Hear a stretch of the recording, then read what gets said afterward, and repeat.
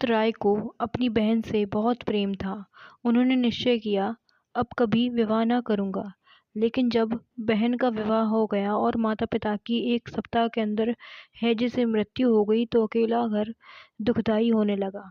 2 साल तक देशाटन करते रहे। लौटे तो होली के दिन उनके ससुर ने उन्हें भोजन करने को बुलाया। वह अमृत राय के शील स्वभाव पर पहले से ही मुग्ध थे। उनकी छोटी लड़की प्रेमा सयानी हो गई थी। उसके लिए अमृत राय से अच्छा वर उन्हें दूसरा कोई नहीं दिखाई दिया। प्रेमा से मिलने के लिए ही उन्होंने अमृत राय को बुलाया था। 2 साल पहले अमृत राय ने प्रेमा को देखा था। तब वह बंद कली थी, अब एक विकसित कुसुम थी, जिसकी छटा आंखों को लुभाती थी। हृदय में प्रेम का अंकुर जम गया। जब कभी जी उबता ससुराल चले जाते और 2 घड़ी हंस बोलकर चले आते। आखिर एक दिन उनकी सास ने मतलब की बात कह दी। अमृत राय तो प्रेमा के रूप और गुण पर मोहित हो ही चुके थे। अंधे को जैसे आंखें मिल गईं। बातचीत पक्की हो गई। इसी सहालग में विवाह होने की तैयारियां थीं कि आज अमृत राय ने यह प्रतिज्ञा कर ली। दाननाथ यह लंबा व्याख्यान सुनकर बोले, तो तुमने निश्चय कर लिया? अमृत राय ने गर्दन हिलाकर कहा, हाँ, कर लिया। दाननाथ ने कहा, और प्रेमा? अमृत राय ने कहा, उसके लिए मुझसे कहीं सुयोग वर मिल जाएगा। दाननाथ ने तिरस्कार भाव से कहा, क्या बातें करते हो? तुम समझते हो प्रेमा कोई बाजार का सौदा है? जी चाह लिया, जी चाह ना लिया। प्रेम एक बीज है जो एक बार जमकर फिर बड़ी मुश्किल से उखड़ता है। कभी कभी तो जल, प्रकाश और वायु बिना ही जीवन पर्यंत जीवित रहता है। प्रेमा केवल तुम्हारी मंगेतर नहीं है, वह तुम्हारी प्रेमिका भी है।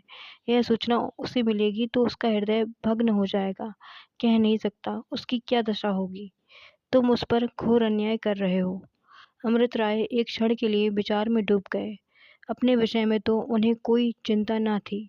वह अपने हृदय को कर्तव्य की भेंट कर सकते थे, इसका निश्चय ही कर लिया था।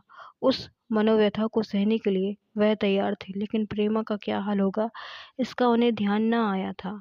प्रेमा कितनी सबसे बड़ी बात यह थी कि प्रेमा भी अमृत राय की ओर झुकी हुई मालूम होती थी। दाननाथ इतने निराश हुए कि आजीवन अविवाहित रहने का निश्चय कर लिया। दोनों मित्रों में किसी प्रकार का द्वेषभाव न आया। दाननाथ यूँ देखने में तो नित्य प्रसन्नचित्त रहते थे, लेकिन वास्तव में वह संसार से विरक्त से रह गए थे। उनका जीवन ही आनंद विहीन हो गया था। अमृत राय को अपने प्रिय मित्र की आंतरिक व्यथा देख देख कर दुख होता था। वह अपने चित्त को इस परीक्षा के लिए महीनों से तैयार कर रहे थे, किंतु प्रेमा जैसी अनुपम सुंदरी का त्याग करना आसान न था। ऐसी दशा में अमृत राय की ये बातें सुनकर दाननाथ का हृदय आशा से पुलकित हो उठा। जिस आशा को उन्होंने हृदय को चीर कर निकाल डाला था, जिसकी इस जीवन में वह कल्पना भी न कर सकते थे, जिसकी अंतिम ज्योति बहुत दिनों बाद शांत हो चुकी थी, वही आशा आज उनके मर्म स्थल को चंचल करने लगी। इसके साथ ही अमृत राय के देवोपम त्याग ने उन्हें वशीभूत कर दिया। वह गदगद कंठ से बोले, क्या इसलिए तुमने आज प्रतिज्ञा कर डाली? अगर वह मित्र तुम्हारी इस उदारता से लाभ उठाए तो मैं कहूँगा कि वह मित्र नहीं, शत्रु है। और यही क्या निश्चय है कि इस दिशा में प्रेमा का विवाह तुम्हारे उसी मित्र से हो? अमृत राय ने कहा, हाँ, यह शंका अवश्य हो सकती है, लेकिन मुझे आशा है कि मेरे मित्र इस अवसर को हाथ से न जाने देंगे। मैं उन्हें ऐसा मंदोमत सा नहीं समझता। दाननाथ ने तिरस्कार का भाव धारण करके कहा, तुम इतने नीच समझना चाहते हो तो समझ लो, लेकिन मैं कह देता हूँ कि यदि मैं उस मित्र का ठीक अनुमान कर सका हूँ तो वह अपने बदले तुम्हें निराशा की भेंट न होने देगा। यह कहते हुए दाननाथ बाहर निकल आए और अमृत राय द्वार पर खड़े उन्हें रोकने की इच्छा होने पर भी न बुला सके।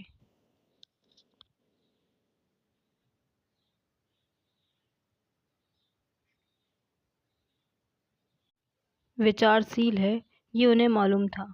उनके सहजोत्साह का समाचार सुनकर वह उनका तिरस्कार न करेगी, वह उनका अब और भी सम्मान करेगी। बोले, अगर वह उतनी ही सहृदय है जितना मैं समझता हूँ, तो मेरी प्रतिज्ञा पर उसे दुख न होना चाहिए। मुझे विश्वास है कि उसे सुनकर हर्ष होगा। कम से कम मुझे ऐसी ही आशा है। दाननाथ ने मुंह बनाकर कहा, तुम समझते होगी कि बड़ा मैदान मार आए हो, और जो सुनेगा वह फूलों का हार लेकर तुम्हारे गले में डालने को दौड़ेगा। लेकिन मैं तो यही समझता हूँ कि तुम पुराने आदर्शों को भ्रष्ट कर रहे हो। तुम नाम पर मरते हो, समाचार पत्रों में अपनी प्रशंसा देखना चाहते हो, बस, और कोई बात नहीं। नाम कमाने का यह सस्ता नुस्खा है। हर लगे न फिटकरी और रंग चोखा। रमणिया नाम की इतनी भूखी नहीं होती। प्रेमा कितनी ही विचारशील हो, लेकिन यह कभी पसंद न करेगी कि उसका हृदय किसी व्रत के हाथों चूर चूर किया जाए। उसका जीवन दुखमय हो जाएगा। अमृत राय का मकान आ गया। टमटम रुक गई। अमृत राय उतरकर अपने कमरे की तरफ चले। दाननाथ जरा देर तक इंतजार में खड़े रहे कि यह मुझे बुलावे तो जाऊं, पर जब अमृत राय ने उनकी तरफ फिरकर भी न देखा तो उन्हें वह हुआ मेरी बातों से कदाचित उन्हें दुख हुआ है। कमरे के द्वार पर जाकर बोले, क्यों भाई, मुझसे नाराज हो गए क्या? अमृत राय ने सजल नेत्रों से देखकर कहा, नहीं दाननाथ, तुम्हारी बातों से मैं कभी नाराज नहीं हो सकता। तुम्हारी झिड़कियों में भी वह रस है जो दूसरों की वाहवाही में नहीं। मैं जानता हूँ तुमने इस समय जो कहा है केवल स्नेह भाव से कहा है। दिल में तुम खूब समझते हो कि मैं नाम का भूखा नहीं हूँ, कुछ काम करना चाहता हूँ। दाननाथ ने स्नेह से बोले, फिर सोच लो, ऐसा ना हो पीछे पछताना पड़े। अमृत राय ने कुर्सी पर बैठते हुए कहा, नहीं भाईजान, मुझे पछताना ना पड़ेगा, इसका मुझे पूर्ण विश्वास है। सच पूछो तो आज मुझे जितना आनंद मिल रहा है उतना और कभी ना मिला था। आज कई महीनों के मनोसंग्राम के बाद मैंने विजय पाई है। मुझे प्रेमा से जितना प्रेम है उससे कई गुना प्रेम मेरे एक मित्र को उससे है। उन्होंने कभी उस प्रेम को प्रकट नहीं किया, पर मैं जानता हूँ कि उनके हृदय में भी उसके प्रेम की ज्वाला का दहक रही है। मैं भाग्य की कितनी चोटें सह चुका हूँ, उन्होंने अब तक एक चोट भी नहीं सही। यह निराशा उनके लिए घातक हो जाएगी। यह संकेत किसकी ओर था, दाननाथ से छिपा न रह सका। जब अमृत राय की पहली स्त्री जीवित थी, उसी समय दाननाथ से प्रेमा के विवाह की बातचीत हुई थी। जब प्रेमा की बहन का देहांत हो गया तो उसके पिता लाला बद्री प्रसाद ने दाननाथ की ओर से मुंह फेर लिया। दाननाथ विद्या, धन और प्रतिष्ठा किसी बात में भी अमृत राय की बराबरी नहीं कर सकते थे।